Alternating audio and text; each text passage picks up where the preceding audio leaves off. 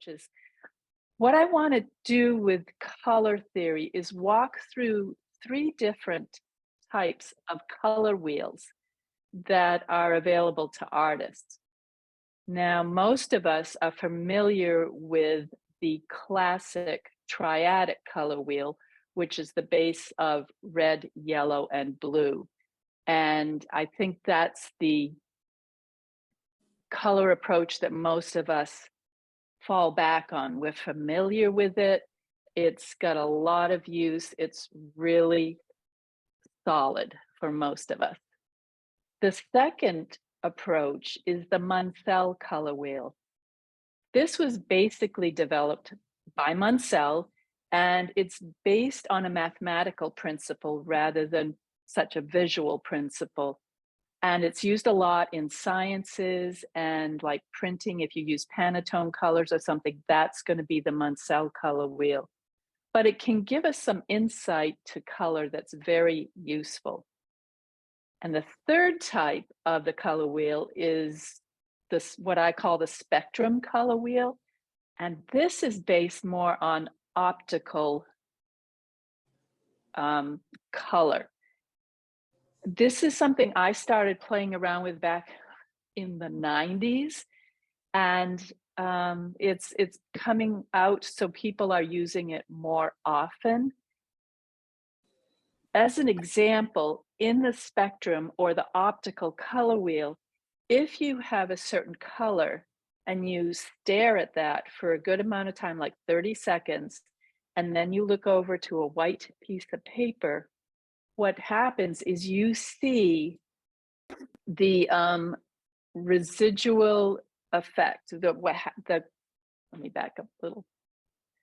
As you stare at something, our rods and cones in the back of our optic nerves in that area on the back of our eyeballs, those become fatigued by looking at the same thing for so long. And you've probably seen from time to time that if you stare at something, it almost becomes invisible to you.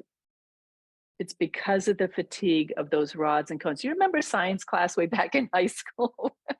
Remember on your way back on your retina, you know, if you've got these little rods and cones picking up different things, when they become tired and then you look over to a white piece of paper, the retinal persistence creates an illusion of the exact opposite of the color you were just looking at. So when you're dealing with your complementary colors in the spectrum or the optical color wheel, that's how you would find them. Now, when you're doing this exercise, you can only do it for a few colors at a time. Your eyes start getting tired. You want to take a break and maybe come back later. But I'm going to show you a couple little approaches to how you can use that in your painting. So I'm going to show this whole screen here so we can see. So here it is. This is our triadic color wheel, the classic color wheel that the primary colors are yellow, red, and blue that we're all very familiar with. In this, on your screens, these yellows might seem all very close. That's because this is a printed thing. It comes out of my computer screen, goes over the air, comes into your computer screen. This is not going to look actually accurate as you would if you did this in pigment. So those are the primaries. Our secondary colors are going to be orange, green, and purple or violet. Whoa. And this is a little different. And I have a side-by-side comparison coming up. This is the spectrum color wheel is secondary. So your primary colors here, instead of the yellow, red, and blue, are going to be your yellow, green, or a chartreuse type color, a magenta, and a cyan. Again, these colors are not pigmentally, is that a word? you know, they're not accurate to pigments, but you get the idea. So a yellow green, which would say yellow, your cyan blue, and a magenta.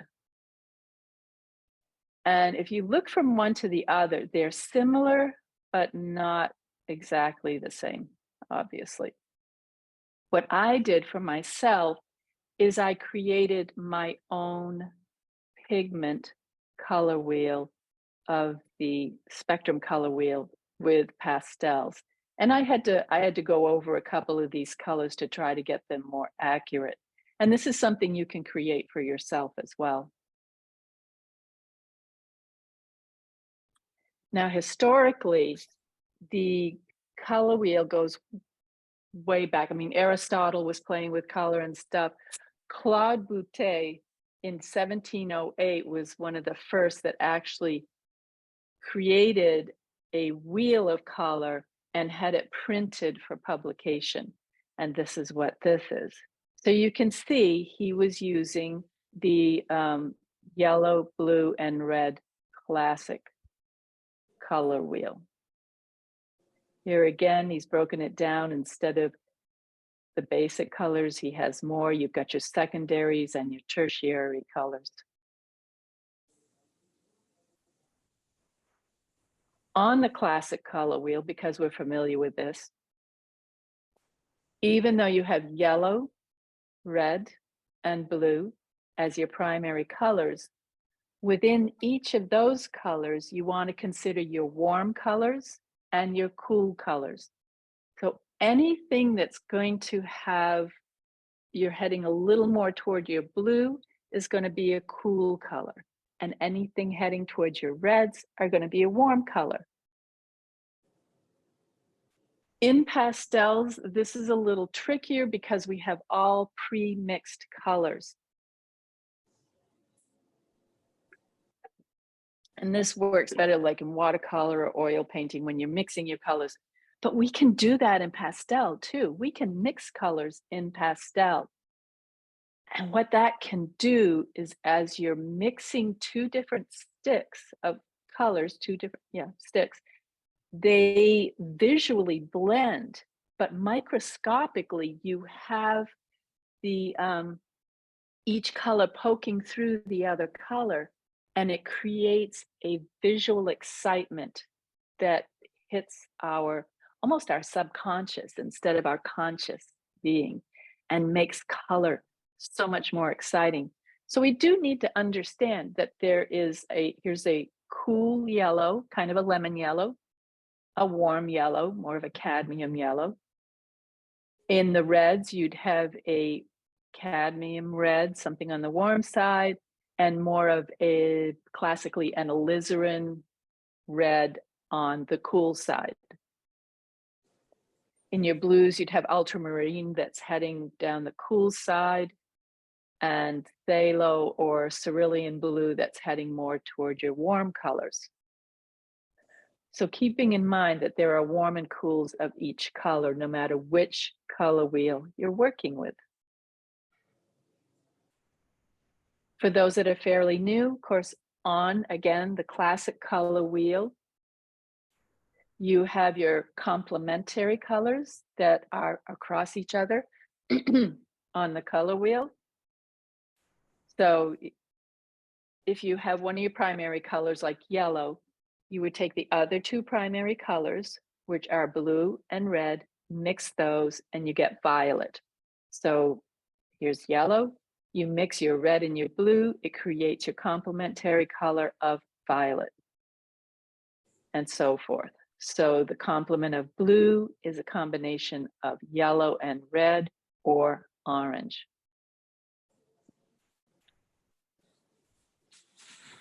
On any color wheel, the colors that are near each other are called analogous colors, or the family of colors. So that's a nice way to approach a painting as well, is using a family of colors, and it's kind of in the same, has a different feeling than if you're using that triadic color theory, and you're using that makes your eye jump around from those bright colors and around. And all of these color wheels are based on like pure hues, not all of them, but these so far are. So we're staying with that strong basic color. A third approach to a color scheme on a painting could be your split complements. So we know that the complement of red is green, and instead of using exactly green in a complement on your painting, you can use what's off to the side of it, like a yellow green or a green blue. Sometimes just the total opposites are a little too almost garish. It's just so intense that if you split off a little bit, you can create a very exciting color scheme for your painting. This is a quick cutout of the Munsell color wheel that I mentioned. Again, this is based on mathematical principles, and it's a three-dimensional color sphere. You can't show the whole thing all at once by the nature of the way the color wheel is. But if you have red here, your chroma or your the intensity is the most on the way out. So here's our hue. The hue's on the outside: red, orange, yellow, green as we go around. As we come toward the center of this sphere, you are actually coming across the color sphere and you're mixing these colors with the complement, what's across from it. So the chroma, or the intensity of the color, starts out very strong, like this magenta. And as you go into the sphere, it's slowly becoming mixed more and more with the complement. And as that happens, it becomes neutralized. There are two great uses for your complementary colors.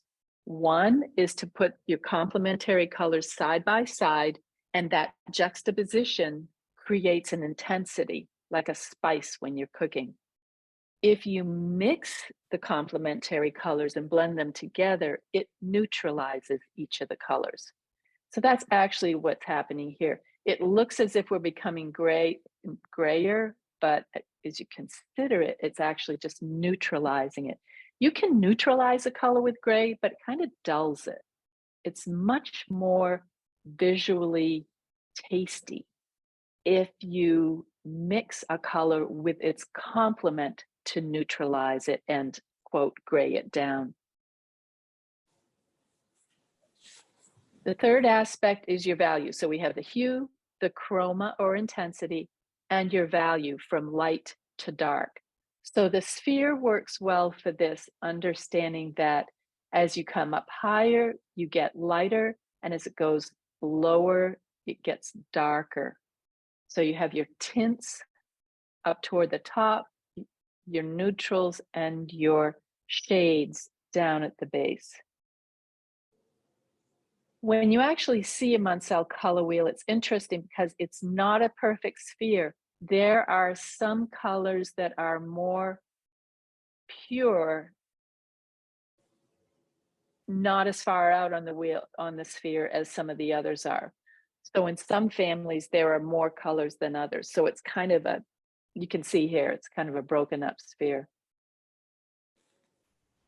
So that's kind of fun to play with, but it helps understand all of the aspects of color: your hue, your chroma, and your value. And I like seeing that in a three-dimensional sphere. When you're also doing color, I just threw this one in here. You want to consider whether the color is in light or in shadow. It will change the appearance of that color so much. So if you can even make yourself a little chart like this, take one color, go all the way across, shade it on one part, take a picture of both those colors together. Then when you want to transfer something to your painting and you have, oh, I have a blue object, this is the color blue, but when it's in shadow, it's going to be deeper. Nice tool to have. A little bit later, I'm going to play with some of these concepts. These are the pastels I have pulled out. Again, I have the pure hues on these. I'm not going to play with tints and shades too much tonight, but just so we can get a comparison of how these different themes work. Here is our classic triad primary colors, blue, yellow, and red. The classic secondary colors, purple, green, and orange. And then the next will be the optical or the spectrum.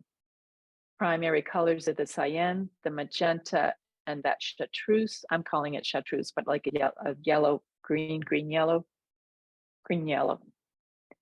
And your secondaries, which are, excuse me, a violet, a teal kind of color, and an orange yellow. So I wanted to show you those close up before I go on. And next thing I love to do is share examples. So working with our classic color wheel, we have basically our primary colors, which are yellow, red, and blue. And this is a Franz Marc painting. In this painting, the green becomes almost a neutral to us. If you squint down, you almost don't see that green. It becomes almost a neutral. So he's using the 3 primary colors in this painting. Here's a good example of an analogous painting, basically all in the orange family, tints and shades. And this creates a very different feeling than, say, this Franz Marc painting. See how your eye just moves all around, and he wants that. He wants that energy, and he wants your eye jumping all around. This is much more calming.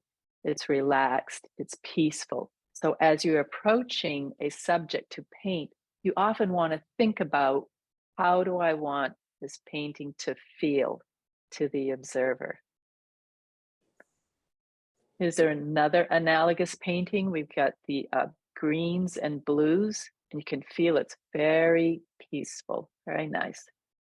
Notice how the person painted, they underpainted with this magenta or purple up here and kind of an orange down here. And that's poking through every now and then, because if it were just totally flat blue and green, I mean, that would be nice. But by having those complements pop through, it spices up the painting. Still feels peaceful, but it just adds a visual enhancement. Here is Matisse. This is a secondary. No, I'm sorry. This is complementary. So we have a primary color, which is your yellow, and your complement to that primary color, which is purple. And he basically stayed right on that theme. Wolf Kahn, complements, red and green. Sorry, my cursor's getting in the way. And this, I believe, is B.F. Reed. I'm not sure.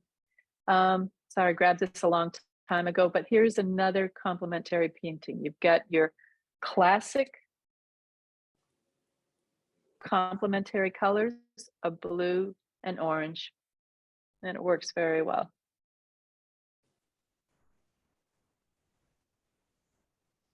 Is a split complement. Remember when I talked about the starting with one color and going out?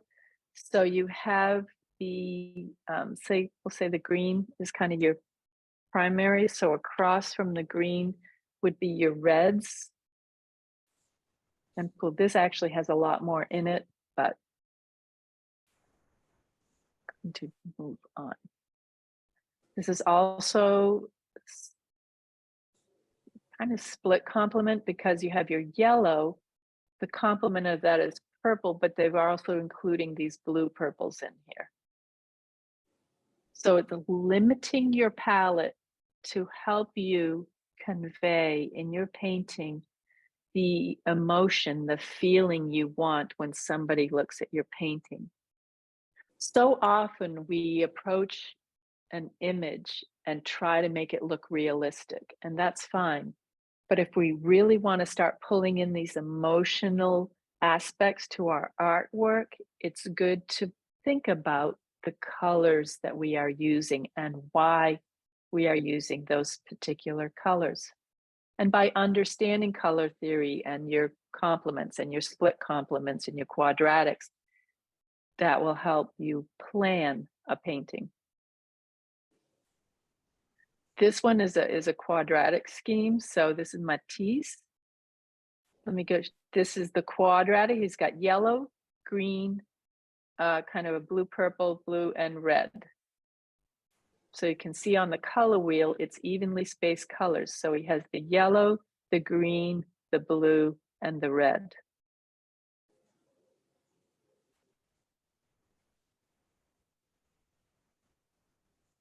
I know this approach is not used that often. And then I was playing with apples. So to me, this is pretty much a straight ahead complementary painting. You get your red and your green.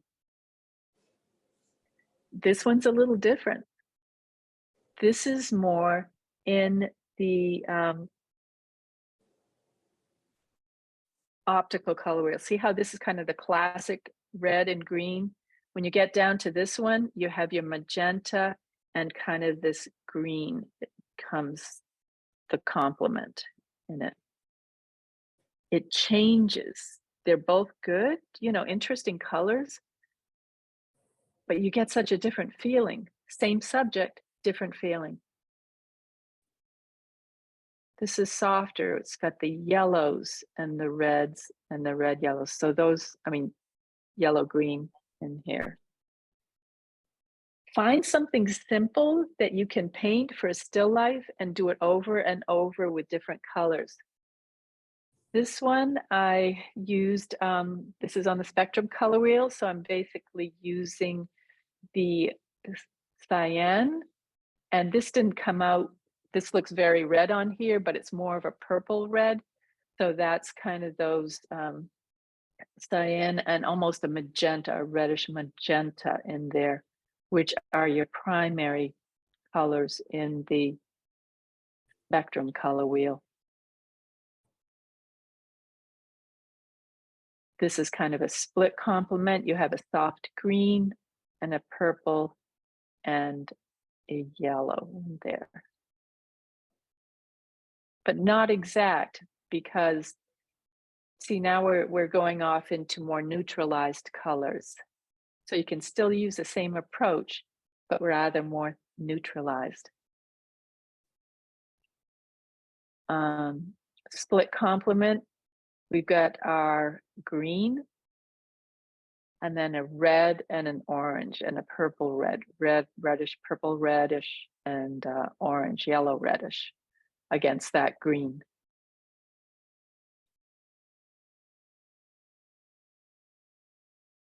And then playing with some of these different schemes. Here's a classic primary, no, classic, I said primary, but it's complement. You've got your greens and your reds. Similar object, this is your classic, but kind of secondary. You get purples, oranges, and greens here. It helps keep your painting more harmonious. Optical color wheel, you get your primaries. So we're having our, primaries.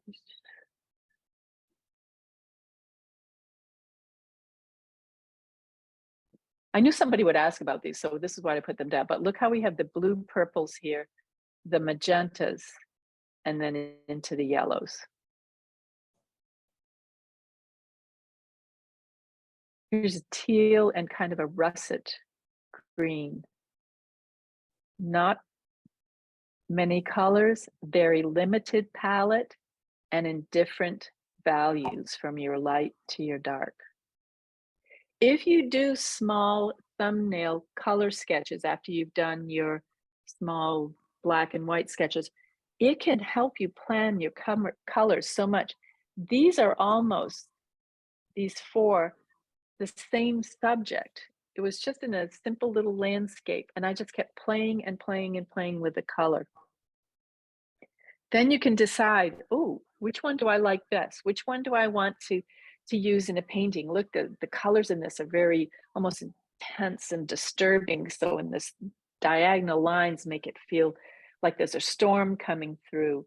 Um, this one is bright. It feels like your warm colors are there and you're out in the desert. And but what if you want it to be a cooler fall day? So by using different color schemes, you can really affect how people perceive your painting. My time. Oh, I'm moving right along. Yay. A question, Terry. Yes, of course, Ellen. Thank you. To what extent do you consciously choose? To what extent does the substrate paper, color of the paper, affect what you're doing? Do you actively choose it when you're doing a painting, or do you sometimes just pick up a piece of paper and see where it goes? Exactly. Yes to both.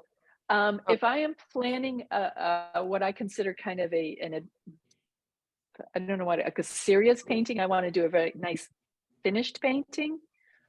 I usually try to plan it pretty much all the way through, and I'll practice it. So by the time I get to the last one, it comes quickly and easily.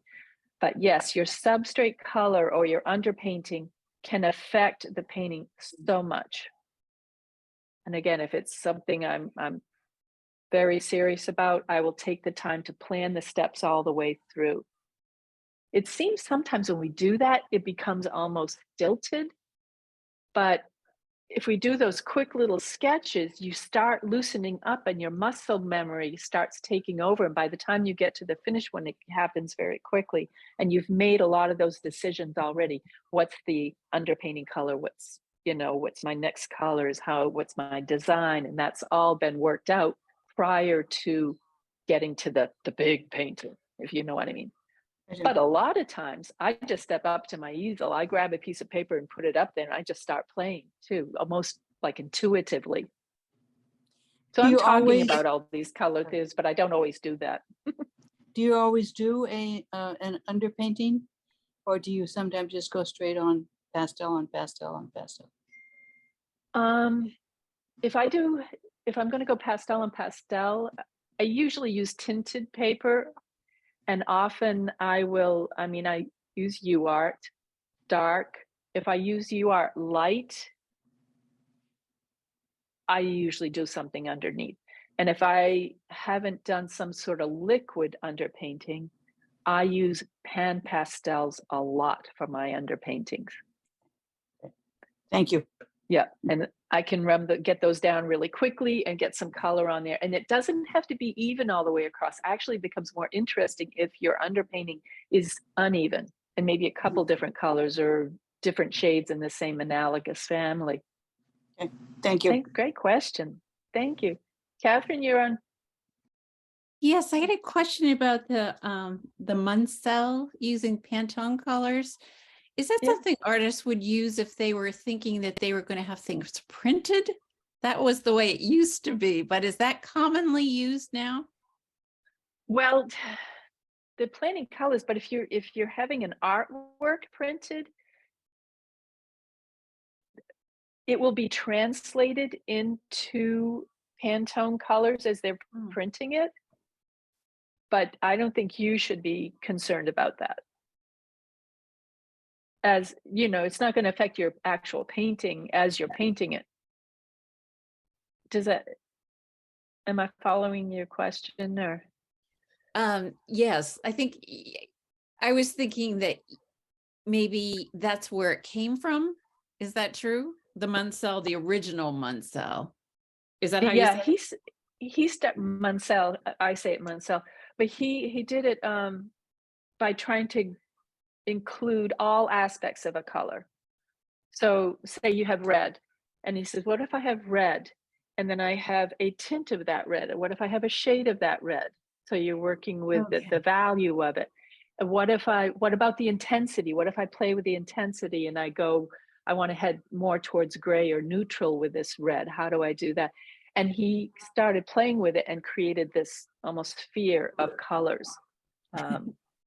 It's kind of fun to think about it, but I wouldn't play with it too much, you know? I often still just go back to the classic because we're so familiar with that approach. Mhm. Mhm. And then there it is. If we're comparing kind of the two side by side. So here's your classic on the left and your optical on the right. The classic is basically based on pigment. And the spectrum is based on light. So with pigment, it's an additive part. So you add those colors together and you will get black. Well, we know if you're mixing all your colors together, you get this mucky brown, right? But conceptually, it should become black. Where if you mix all of your optical colors together, you're going to get white. Now, that's not going to happen in pigment, but I like sometimes playing with the idea of what if I did this differently. If we look at the two color wheels right here, this is the classic and this is more the optical. To me, it's like these colors seem to be more vibrant, more spicy, more playful. So sometimes I'll use this just because of that concept of it. And look, if you look at the two color wheels, notice how many more oranges and reds there are in the classic. And on this, there tend to be more blue. I don't know why that is. It just happens to be a different balance between the two. If we come down here to where we are comparing the complementary colors, here's red and green, blue and yellow, purple and yellow, blue and orange. Where in the optical colors, look, we have that red and cyan, that yellow green, and that magenta. And you can see the different looks of these two approaches to color. It just gives us another tool in our toolbox to pull out of. Like, oh, gee, you know, what I'm looking at is kind of purple and yellow. It's flowers in a field or something. But I want to spice it up. I want it to be really party-like and intense. So I might go with this purple and instead of yellow, go with this chartreuse green. I mean, how much fun would that be? And you can do some quick little thumbnails to compare your image with that to decide which way you want to go. For instance, look at this blue and this orange. They're not really all that exciting, I think. Right? This blue and that yellow just pop out at us. I have a slight astigmatism. I don't know. And certain colors to me vibrate as they touch each other. This right now is vibrating. Just the edge of that red, or it kind of vibrates. So that excites my eyes. My eyes are like, ooh, this is really cool. If you are trying to achieve, as I mentioned earlier, how to find the actual complements in your colors and not just rely on a color wheel, this is an exercise I do in one of my workshops. You get this object, and I don't know if this is filling your screen, but if you can just hold your head still and count to about 30 while you're staring at this white asterisk right here. And then after you hit about 30, without moving your eyes, trying not to blink, just staring at it, when you get to 30 or you start to see some of the colors or lines kind of disappear or vibrate, jump down quickly and look at the black asterisk. Just stare at it. Do you see it? It's tricky. Yeah, it's better if you get this and I send it to you and you can do it on your own computer. This is kind of tricky right now. But these colors are actually the complements of the black becomes white. This teal kind of color becomes red, and this gold yellow becomes blue, and you come back to the actual colors of the flag. That's what I was talking about, the retinal persistence, where we look at something long enough where the rods and cones on our retina become fatigued. And then as we look onto white, we see the exact opposite. So in my workshop, we do an exercise like this. So you'd have a black dot on two black dots. And around the first one, you just draw in one of your colors. You put a circle or a square of one particular color around this, and you stare at that for a little while. And then after 30 seconds or so, you jump and you look at a white piece of paper, and you'll see the optic. Then you try to keep that color in your mind while you go to your pastel box and pick up that color and then put them side by side. It's a great exercise to give you those optical complements. Does that make sense what I'm saying? Kind of fun. Your eyes get tired after a while, but it works. Makes sense to me. I will pre-choose the colors I'm going to use. I will say, okay, I'm going to do a painting and with the triadic primary. Sorry, talk so much sometimes. I'm going to do a painting with the 3 primary colors from this color wheel. So you choose that, you get that yellow, green, you get the magenta, and you get the blue, and you set them aside. And then you choose a couple tints of each and a couple shades of each. So a couple lighter colors of each one and a couple of darker colors of each one. And I will set them aside like this. And then I'll have the tints and the shades around this. And that's pre-chosen for me to keep me in that limited color palette when I now go to my painting. And I play with it. That's why if I'm really looking for a solid color scheme, I will do smaller thumbnails, as I showed in those multiple paintings that I had, until I see the one that I want that elicits that feeling, that emotion that I want from that particular painting.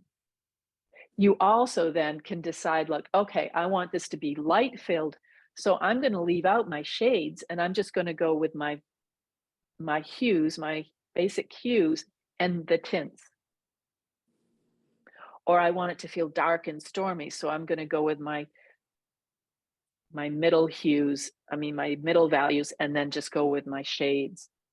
So by sometimes picking out and setting the colors aside, it helps us to focus down on what we want to do with it.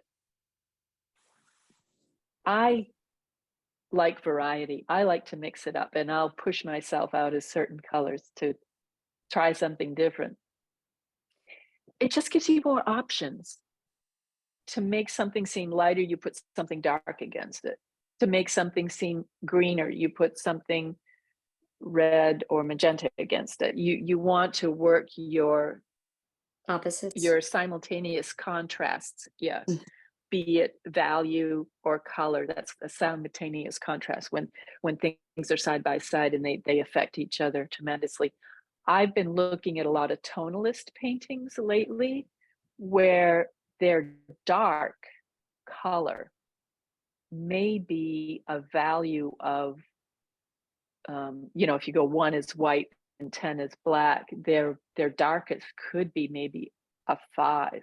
And then they work 4 to 1 to keep it very bright. And it can work. It can do something very different where maybe you're looking out a window from a dark room. That's a different feeling that you're trying to bring out. It just gives us options and just different things to think about. When you really neutralize something, you're not making it lighter, you are making it more neutral. I want to say gray, but I don't want to say gray. Do you know what I mean?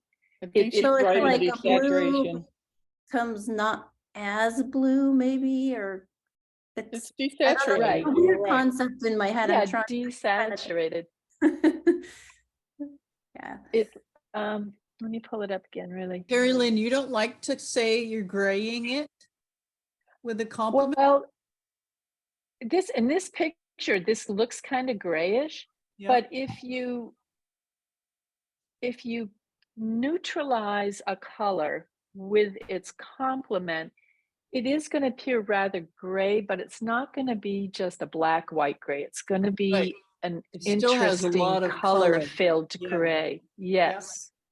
Softens it, neutralizes it. It's a great exercise to try to find two exact complements of pastels of the same value and layer them until you get the most neutral that you possibly can.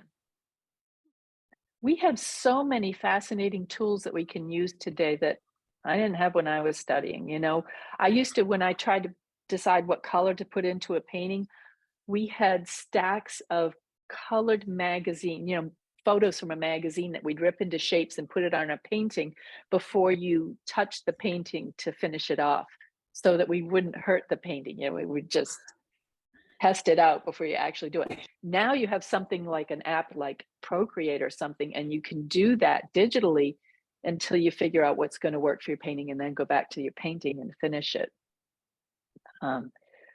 So many tools. We can take a picture of our painting, and if we're trying to figure out if the values are working, take a picture, you go to your edit, you desaturate it till it's black and white, and you can see if your values are working or not. There's so many great tools today.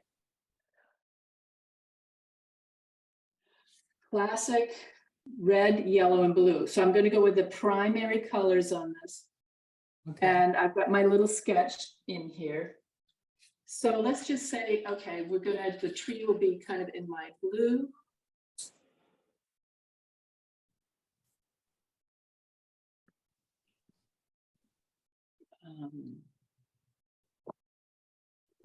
And I'm trying to stay away from tints and things. But I would probably put the houses back here in a lighter blue. That's a lighter blue. A red fence. And so you could do quick sketches like that as you're trying to test different color schemes.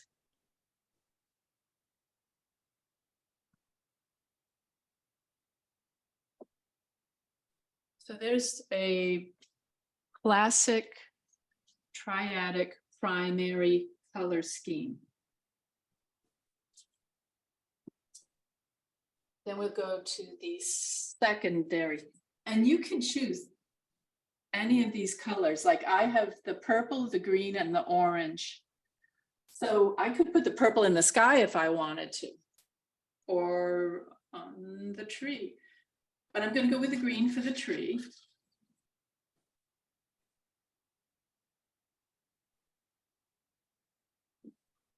My wonderful little tree that lives down on Higgins Beach. Terry Lynn, is that a black paper? This is a charcoal, dark charcoal, yeah. About the color of you art, dark.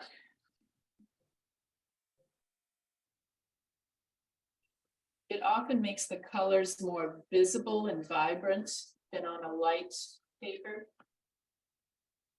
And I'll tell you what this paper is. This is wet, dry sandpaper that you can get at the hardware store. This is about a 1000 grit. It works great for quick sketches. So there's primary colors and secondary colors. So now if we go up to the spectrum color scheme, the echo's driving me crazy, sorry. Mm-hmm. I have pre-chosen the colors that I showed you in the photographs. So Our primary colors here are the chartreuse or greenish yellow, kind of a magenta, and a cyan. Let's see, let's go blue again here. And again, this is not necessarily a hard and fast rule at all, but it gives you more thoughts of options for your color schemes in a painting. It's my little snow fence. And this one.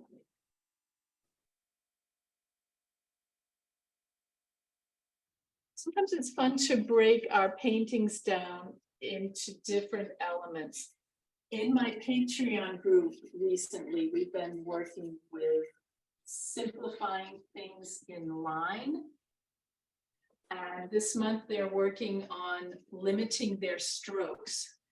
So you start a painting, maybe 9 by 12, do maybe 250 strokes.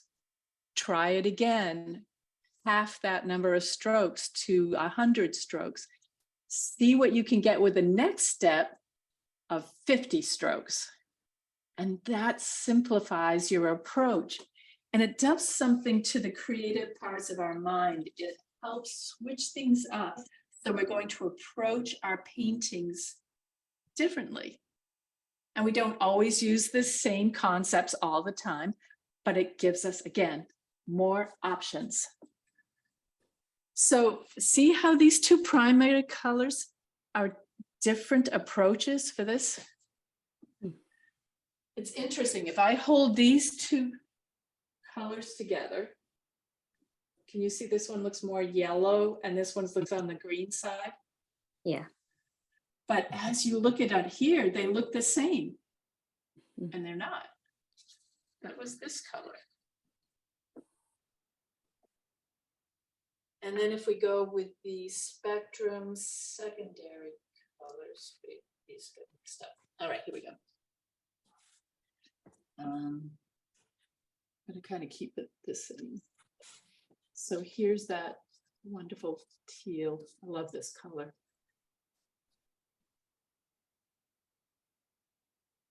So see, even as I go along, the shape becomes more simplified. Kind of interesting approach as I'm doing this. My violet.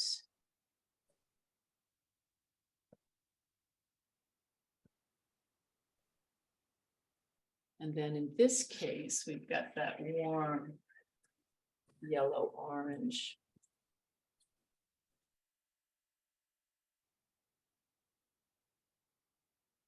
Terry Lynn, what is this palette again?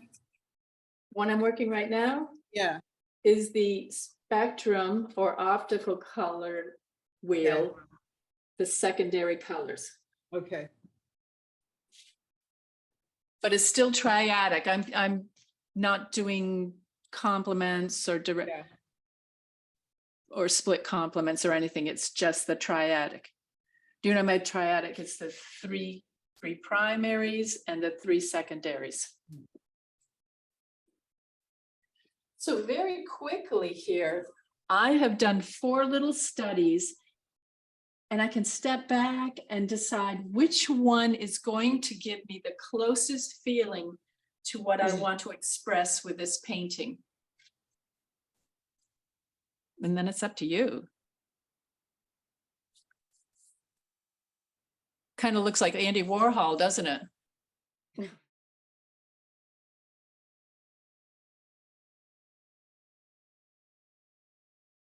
Just more options for us. It's like, okay, we've been cooking American our whole life. Let's get out there and learn some French cooking or some Mexican cooking. And this kind of gives us some more possibilities in our artwork. And there's other exercises you could do, like blending, you know, again, trying to find those neutrals, as Nancy was talking about earlier, by taking 2 complements and blending. And if you have the right complements, that should work with almost any color. It should work with any color. And instead of graying down our paintings with gray, we can do it with color. Pastel is pigment. The Munsell, the Pantone colors are usually ink. And then the spectrum is optical stuff. So I've taken this and just played with the spectrum colors and applied them into pigment. I'm cheating, I'm crossing over. Yeah. You could go down a huge rabbit hole at studying this. And I'm just kind of saying, hey, there's some other options out there. Keep playing with color is kind of my bottom line on this is don't limit ourselves to just it's I don't know, the spectrum one, the colors just seem more vibrant to me as how they blend, and that might be slightly because of my astigmatism. But I think the cyan blue against that magenta is more vibrant than a cobalt blue against a cadmium red. And then you start getting into the shades and the tints and the, and the neutralized, and just keep playing. I think that's one reason I really get excited about pastels. About last time I was in France, I had the watercolors and I had pastels, small kits. And one day I was doing pastels. I'm like, this just makes me happy. And this was before I knew anything about sanded paper, or sanded surfaces, because watercolor, oils, and those, you mix them together and they mix totally together. Where pastels, it's always these tiny particles either shining through each other or side by side to each other. And and pastels to me are so versatile. I mean, you can liquidize them, there's so many things you can do with it. It's like the ultimate, because it's the most pure it's just pigment. Everything else, they add these other things. Anyway, I love pastels. For more teaching on color and pastels and so much more, consider joining my Patreon page. Meanwhile, keep experimenting, growing, and creating.